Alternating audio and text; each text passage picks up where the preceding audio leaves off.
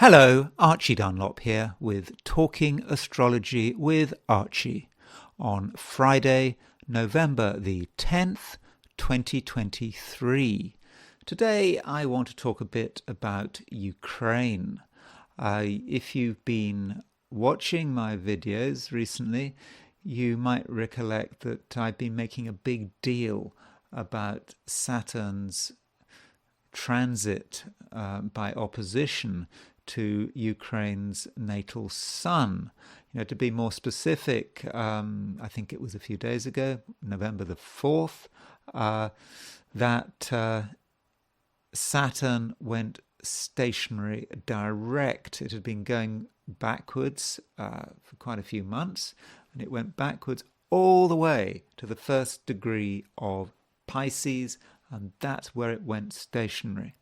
Now, Ukraine came into being, its independence was declared on August the 24th, 1991. So its sun was right at the beginning of Virgo. So there you have it. Saturn stationary direct, beginning of Pisces, opposition, Ukraine's sun at the very beginning of Virgo. And I speculated that this was not going to be good news for Ukraine, that it could present some unique difficulties. And maybe we're starting to see some things go wrong. I think that, we've got problems perhaps in terms of confidence in the president, Zelensky. The Time recently had an article about him which was not very flattering, suggesting that he was potentially delusional, that he wasn't seeing the war in a realistic way. So that was one thing that was a problem. We now know that presidential elections are going to be postponed. There's talk of women having to be called up into the armed forces, and I think already they're starting to put together conscription for women in sort of medical services, doctors, nurses, etc. And then we had this very strange incident on Monday when a Ukrainian officer, Major Gennady Chasikov, was killed by a hand grenade on his birthday, or at a birthday party, or shortly after a birthday party. I think he'd been given some hand grenades as a present. Difficult to know how many of them were fake, if they were, or just one was live or whatever. I think the story goes that his son started playing with one of these grenades, and he took it off his son, and somehow the pin got taken out and it exploded, and the son was seriously injured, and Gennady Chasikov was killed. Now, Gennady Chasikov is not any Ukrainian officer. He was an assistant to the head of the Ukrainian army, General Valery Zaluzhny. Well, it's true that the Ukrainian authorities, said it was just an unfortunate accident, but was it an unfortunate accident? I mean, we don't know. I don't have the precise time of the explosion, so I've sort of speculated. I've sort of said, well, maybe we'll go for around 9 in the evening on Monday.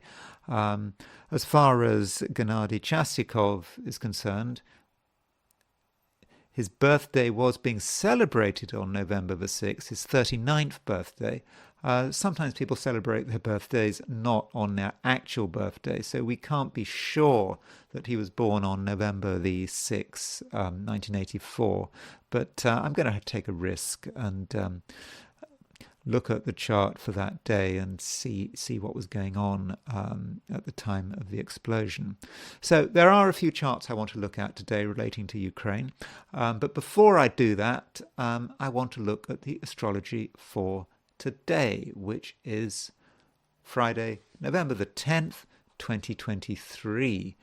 So here's the chart for today, set for noon, November the 10th, 2023 in New York. The main event is Mercury moving into Sagittarius. You can see at noon, it's at 040 of the sign. So Mercury moves into Sagittarius at 6:25 a.m. London time. That means that New York time, that is 1:25 a.m. So if you're in the Americas, Mercury is in Sagittarius all day. If you're in Western Europe, it's in Sagittarius for most of the day. You'd have to get up pretty early for the moon, for Mercury to be in Scorpio. If you're in Australia, New Zealand, then Mercury doesn't go into Sagittarius until much later in the day. I think that would be sort of late afternoon, early evening. So is it good news that Mercury goes into Sagittarius?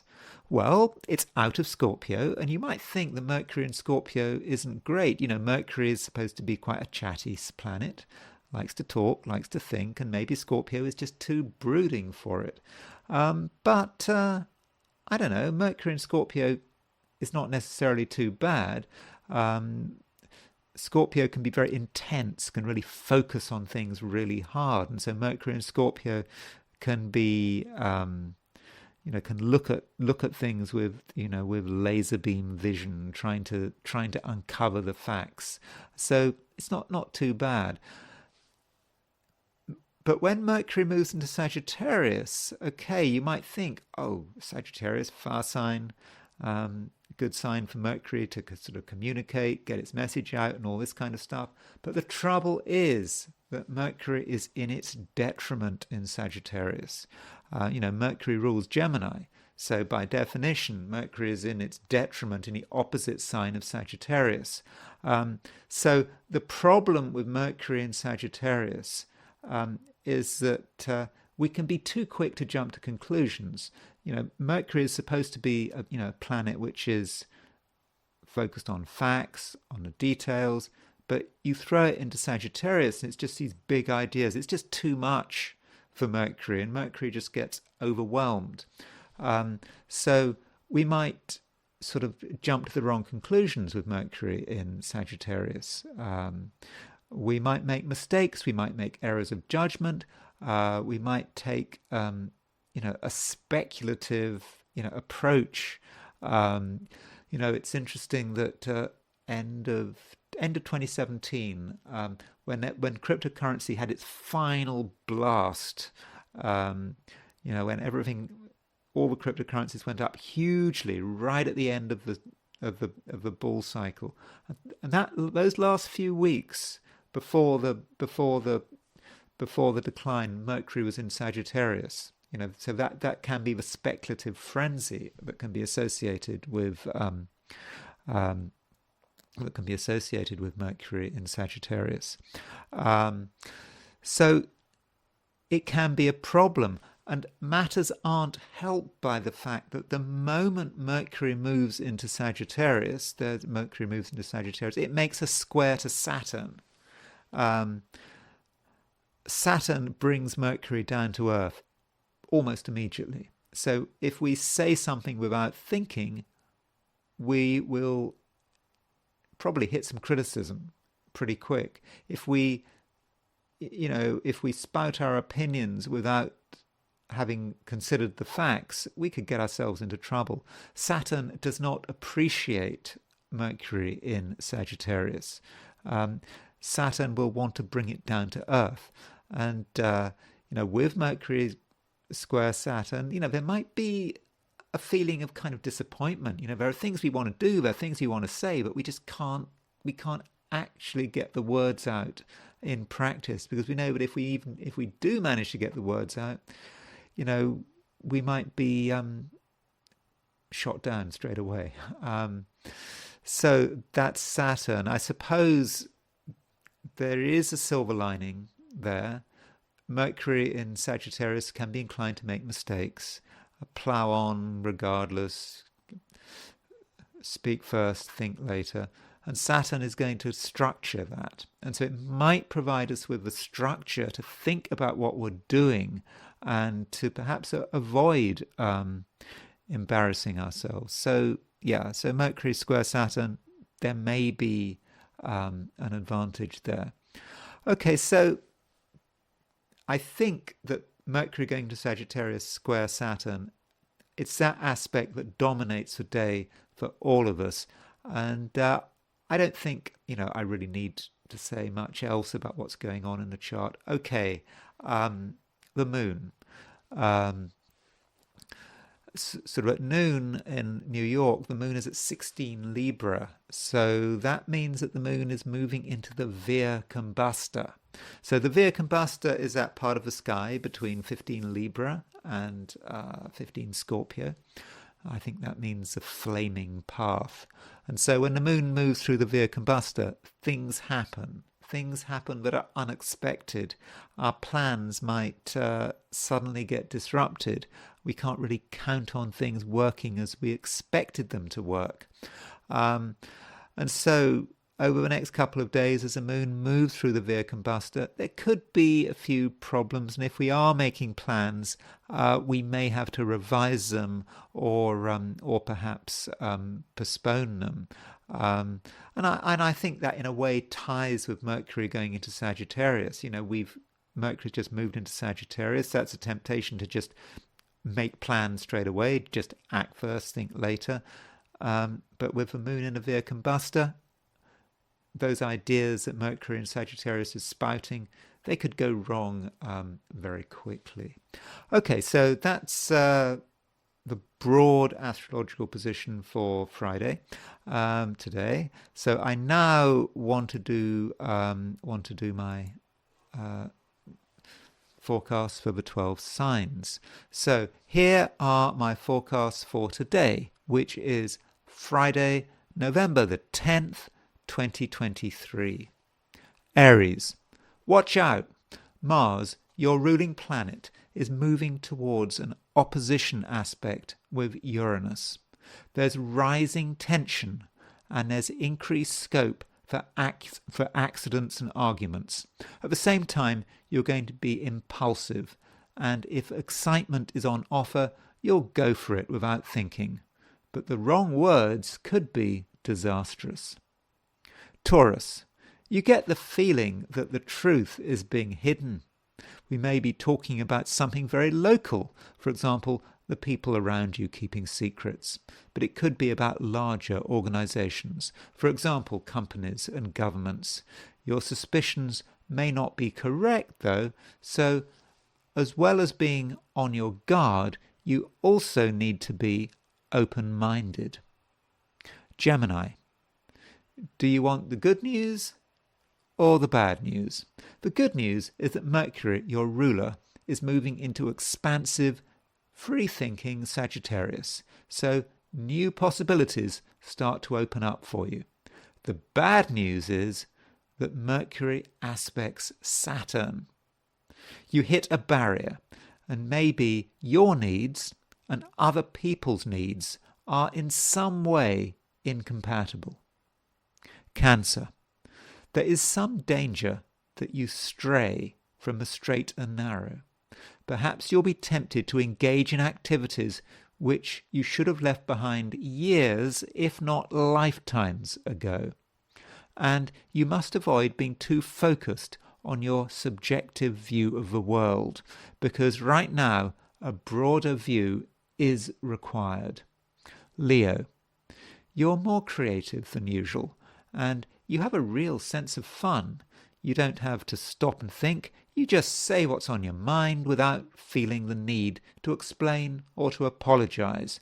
But in the process, common sense might get thrown out the window. and you could make a mistake or at least embarrass yourself.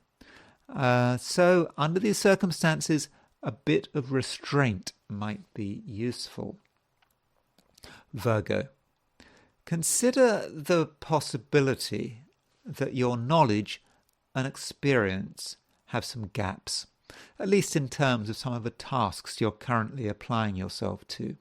It's therefore important that you're modest and unassuming and that you don't jump to conclusions. You should also be open to constructive criticism. Libra, if you're sloppy and ill-disciplined, it could be a difficult day and it may be hard to accomplish anything meaningful. But if you think everything through and you're well prepared, it's a different picture. You'll get your message across, and because you've done your homework, you'll win your arguments. Scorpio, you can see evidence of carelessness all around you. People not doing a good job and perhaps money being poured down the drain. Maybe the problem has nothing to do with you, but that doesn't mean that you're not involved, sort of contradictory as that might sound. Though if you address the issue head on, there's a good chance that you'll be able to solve it. Sagittarius, Mercury moves into your star sign. In one sense, this is a good thing because it gives you new ideas as well as lots to talk about.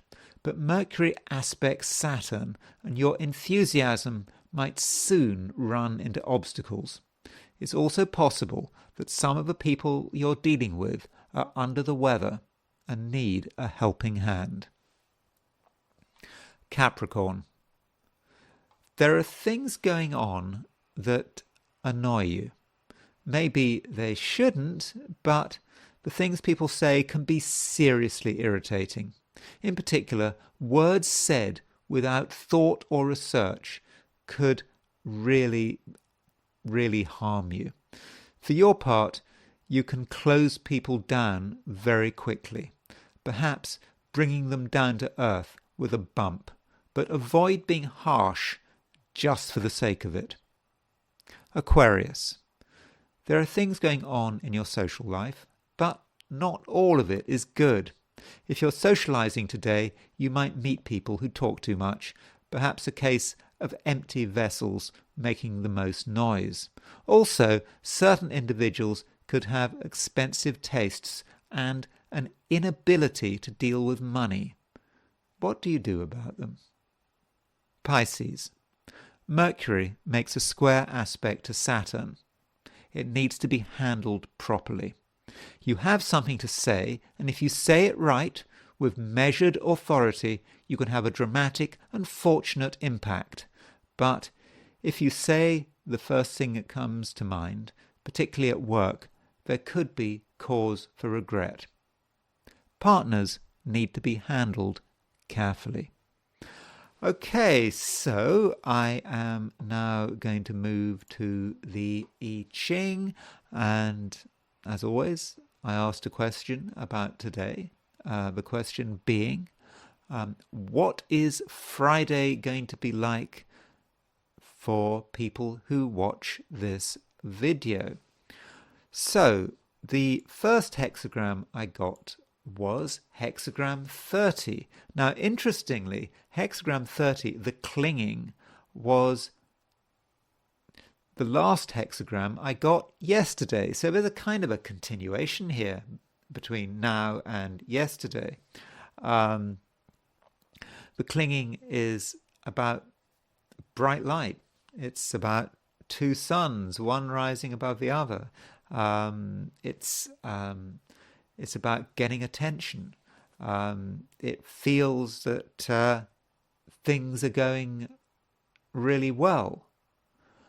At least to begin with, it feels that that things are going well. It feels we're getting recognition. It feels that there's a lot to be happy about, and we can sort of bask in the light of, well, not just one sun, but in the light of two suns.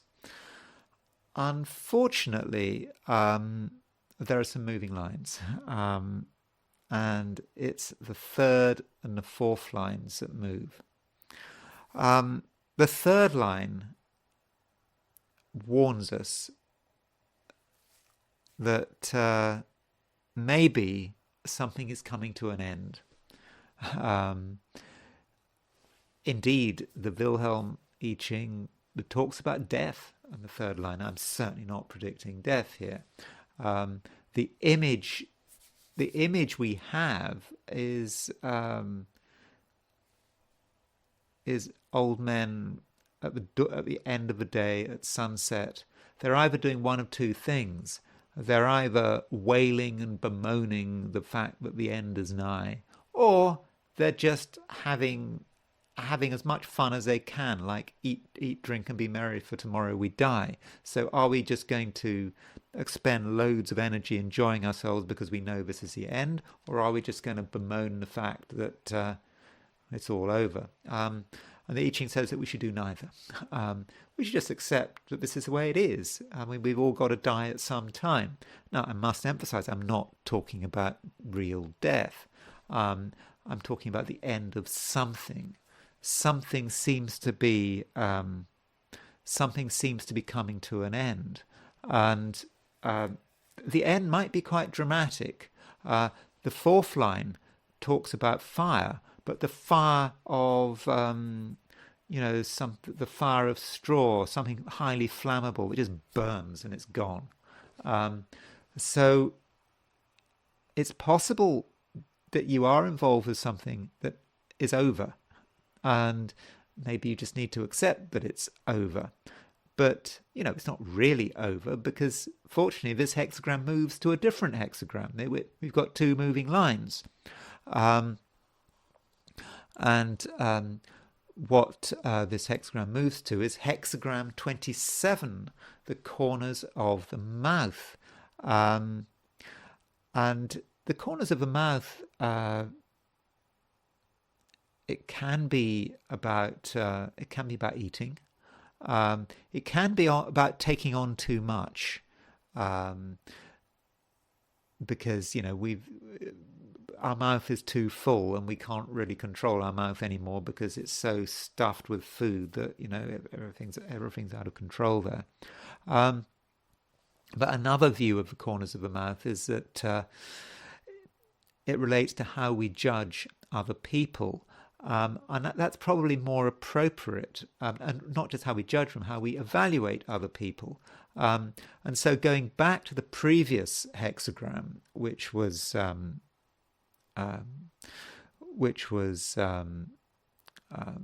clinging, which is about sort of bright light in the sunlight and so forth.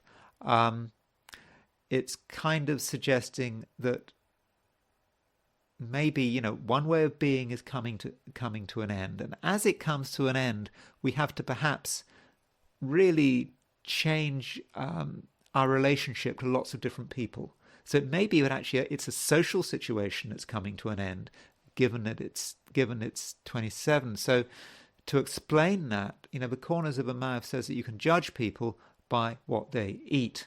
That's one view. That's a Wilhelm translation's view of it. What do people eat? What do people feed on? Some people feed on money. Some people feed on food. Some people feed on drink and drugs. Some people feed on hurting people, saying unpleasant things. Some people feed on being generous. Some people feed on being kind and supporting. So different people feed on different things. And so as our social life and our relations to other people change, as we accept that one sort of social era is coming to an end, we have to start sort of building things up all over again. And so how do we evaluate people? And so back to the corners of the mouth, we evaluate people by just looking at what they eat. What nourishes them, and once we know what nourishes them, we're in a position to know whether or not we can trust them. So that's the I Ching for today. It's a bit contradictory because we've got these two we've got these two hexagrams which have really got very, very different messages. So, think about them and think about how it works for your particular situation. Okay, so now I want to look at Ukraine. And so I will start. I think I will start by looking at the horoscope of Ukraine.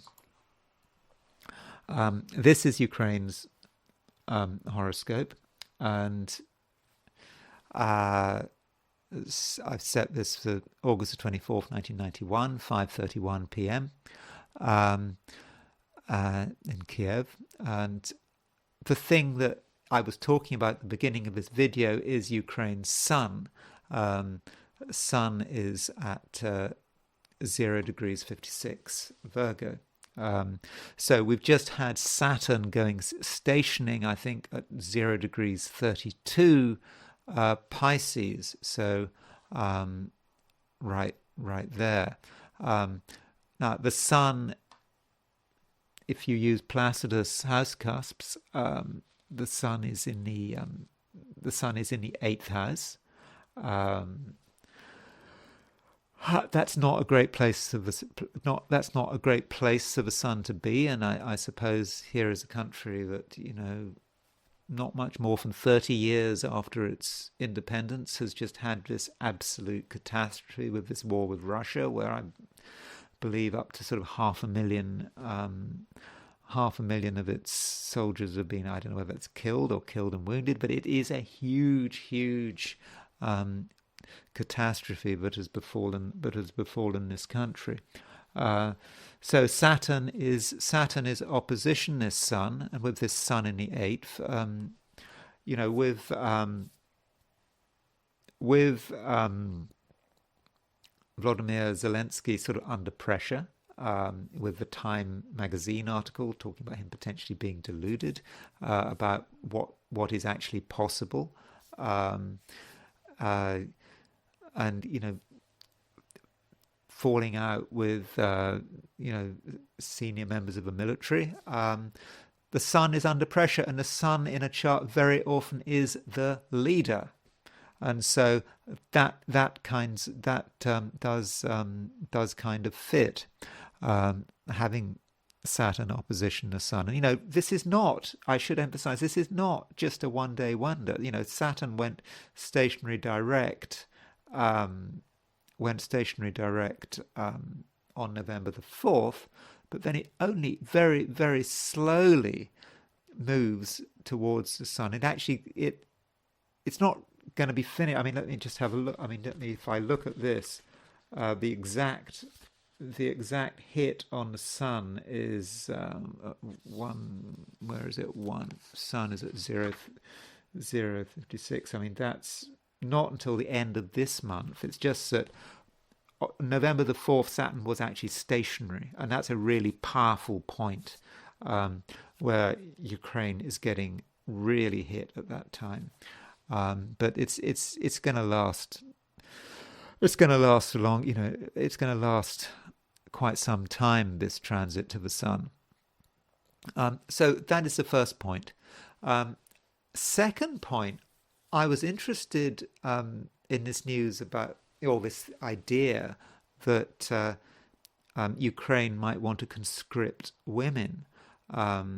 If you conscript women, and they really do go into the army, given the casualty rates in the Ukrainian army since Russian invasion, you would expect a lot of new women soldiers to die.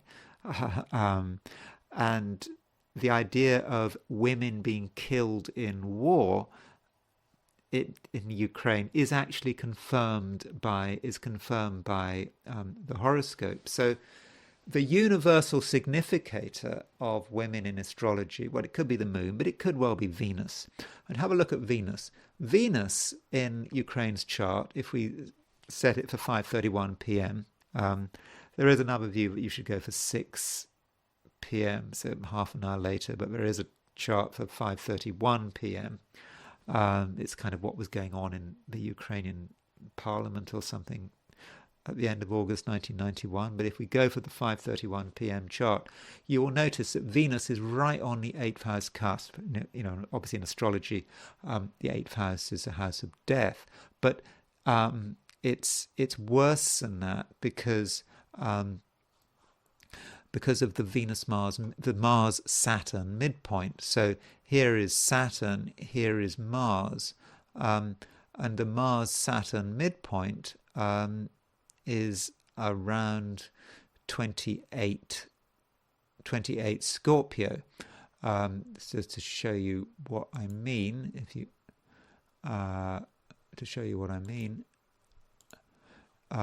there is, you can see that there is, let me make that bigger for you.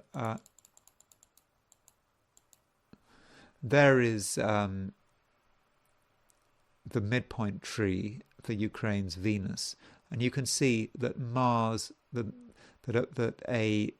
that Venus is square the Mars-Saturn midpoint with a 9-minute orb. So Venus is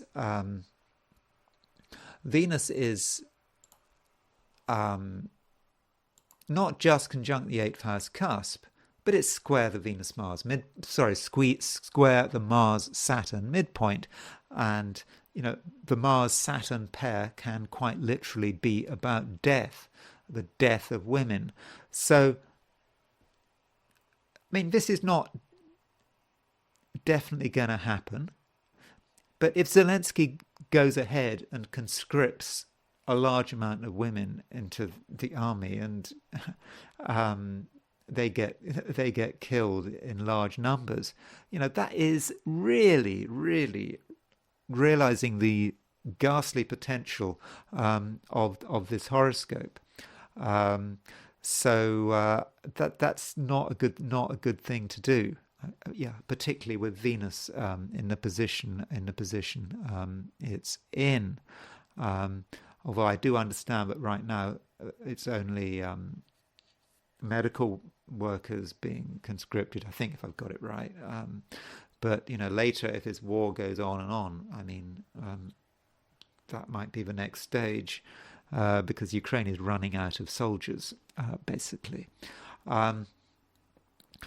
So as far as other things are going on, there is the horoscope of this unfortunate officer who was killed in this accident, supposedly with a hand grenade. Now, I've taken his chart for November the 6th, 1984, which was, I'm assuming wrong, that he died on his 39th birthday. Maybe he didn't die on his 39th birthday, but I'm just looking at his. I'm prepared to be wrong. If I'm wrong, I'm wrong. That's it. I'm just giving you that warning. What kind of person is he? There was a lot of Scorpio happening at the moment, and he was a bit of a mega Scorpio, wasn't he? He's got Sun in Scorpio, Saturn in Scorpio, Mercury probably in Scorpio. Well, we don't know what time he was born, but so a lot of stuff in Scorpio there. Sort of Moon in Aries. Moon in Aries, I suppose that's a sort of good moon position if you want to be in the army. Act first, think later. So that would fit. A good Mars in Capricorn. Mars in Capricorn is the soldier. Mars works very well in Capricorn. It's exalted in Capricorn. So he was a major. He was an assistant to General Zaluzhny. So probably he had a good military career ahead of him. assuming the Ukrainians weren't defeated. So he was, I assume, doing a good job. And then he was actually killed, assuming he was born on November the 6th, on his solar return, because the solar return is when the sun returns to where it was when you were born. And so here is his solar return chart. Now, the accident, I've set this chart for Kiev. The accident didn't actually happen in Kiev. It happened a bit outside Kiev, I think. But I think we can sort of use this chart as an event chart, not just as a solar return, but the event chart. The solar return, assuming he was born on November the 6th, was around 9:50 p.m. So, what was going on at the time of this explosion? Well, we can straight away see that there is an opposition between the Moon and Saturn. So, Saturn is, of course, opposition Ukraine's Sun. And so Moon 0 degrees Virgo opposition Saturn is conjunct Ukraine's Sun. So maybe this Sun-Saturn opposition is actually having some impact on Ukraine, although we don't know precisely, at least I don't know, when the explosion actually happened. This chart is set just before 10 o'clock. Another thing going on in this chart is the Sun. The Sun is you can see the Sun is opposition Jupiter, and you can see that the Sun is conjunct Mars. So the Sun and Mars are about 3 degrees apart. Sun and Jupiter are about 4 degrees apart. So the Sun is on the Mars-Jupiter midpoint. And remember, this is a solar return. So the Mars-Jupiter midpoint was hitting Gennady Chasikov's Sun, his life force. Now, Mars-Jupiter, might seem sort of favourable, a fortunate energy, but not necessarily. Mars-Jupiter is about things exploding quickly, energy being released quickly, easily. And so perhaps that's what we actually saw see with the hand grenade. I also want to use the solar return. This is just the positions of the planets around the time of the explosion. What's actually going on for Ukraine at this time? So if we go back to the Ukraine chart and then we put the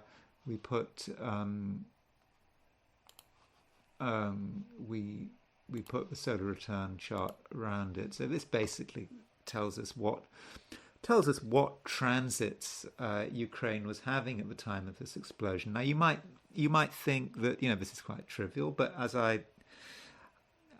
just one person, lots of people being killed all the time in Ukraine. But I think this was important because Gennady Chasikov was so close to the head of the army, Valery Zaluzhny. So we can see that at the time of the explosion, we've certainly got Saturn opposition. We've got Saturn opposition the Moon. But have a look at Mars. Mars was exactly conjunct Ukraine's Pluto, and then Neptune is opposition Ukraine's Mars. Now, you might say Neptune opposition Mars is okay. It's an unusual event. But in a big war where people are getting killed like this all the time, I think the Neptune opposition Mars maybe just saying what kind of state Ukraine is in general.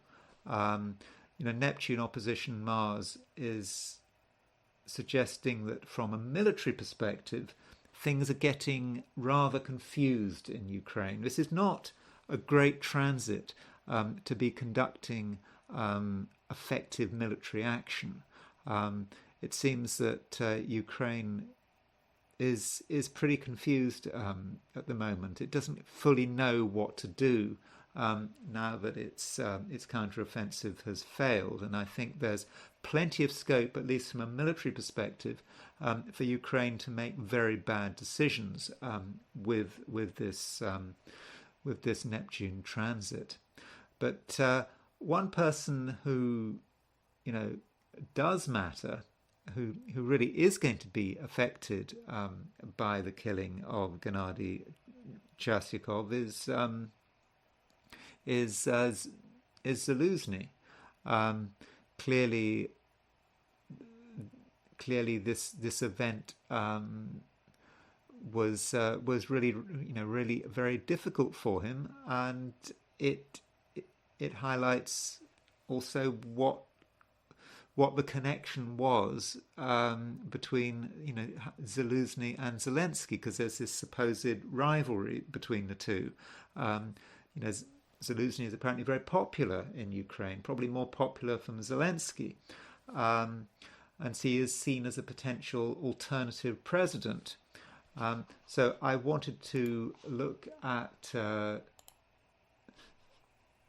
Zaluzhny and Zelensky. So there is Zaluzhny's chart. So let's put in by wheel. So we've got Zelensky and Zaluzhny. Okay.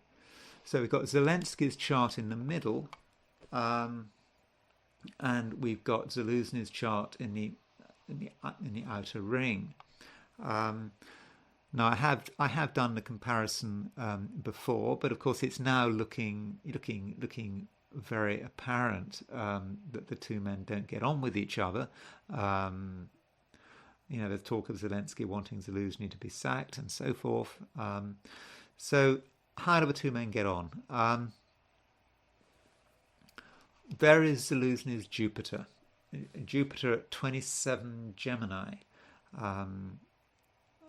That is the way Zelensky wants to advance himself. That's his hopes, his optimism, his vision for the future, perhaps his vision for the way the war should be going. Not great, because Jupiter doesn't really work very well in Gemini. Jupiter is supposed to be the big idea, but Gemini, he's probably focusing too much on smaller things, and he's really unable to see the big picture. And Zaluzhny's Saturn is right opposition Zelensky's Jupiter. I think that's really important. I think that Zaluzhny brings Zelensky down to earth, but not in a way that Zelensky really appreciates. He can't really relax in Zaluzhny's presence. Zaluzhny's always creating problems. He's telling him why he can't do this, why he should be doing that, and it's not. Zelensky can't really express his vision with Zaluzhny, perhaps in the same room. And there are other things going on. Zaluzhny has his Mercury in Leo, 3 degrees Leo, and in his conjunction, and this is conjunct